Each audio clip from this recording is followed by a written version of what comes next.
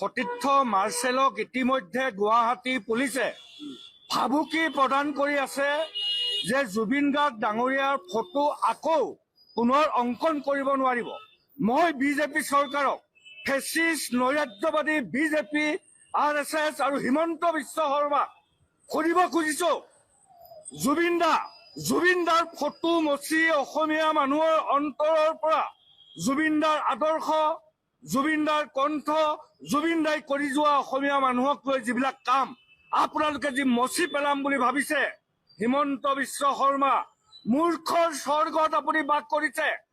জুবিন দা সদায় অসমীয়া মানুহৰ অন্তৰত হৃদয়ত থাকিব আছে। আৰু আজি 4টা বজাত ইয়াত মাৰ্চেল বৰুৱা সতীৰ্থ মাৰ্চেল আহিব, জুবিন দাৰ ছবি আঁকা হ'ব। কোন হিমন্ত বিশ্ব শৰ্মাৰ কিমান দম আছে, অসম পুলিচৰ কিমান সাহস আছে দেখা যাব। জুবিন দাৰ ফটো যিমানেই মচিব সিমানেই আমি আঁকিবলৈ চেষ্টা কৰিম। সতীৰ্থ মাৰ্চেলক ইতিমধ্যে গুৱাহাটী পুলিচে ভাবুকি প্ৰদান কৰি আছে যে জুবিন গাৰ্গ ডাঙৰীয়াৰ ফটো আকৌ পুনৰ অংকন কৰিব নোৱাৰিব।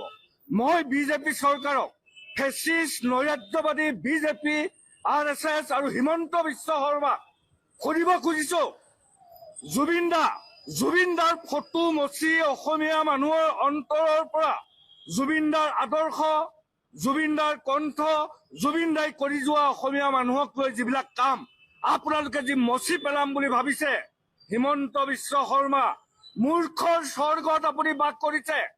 জুবিন দা সদায় অসমীয়া মানুহৰ অন্তৰত হৃদয়ত থাকিব আছে। আৰু আজি 4টা বজাত ইয়াত মাৰ্চেল বৰুৱা সতীৰ্থ মাৰ্চেল আহিব, জুবিন দাৰ ছবি আঁকা হ'ব। কোন হিমন্ত বিশ্ব শৰ্মাৰ কিমান দম আছে, অসম পুলিচৰ কিমান সাহস আছে দেখা যাব। জুবিন দাৰ ফটো যিমানেই মচিব সিমানেই আমি আঁকিবলৈ চেষ্টা কৰিম।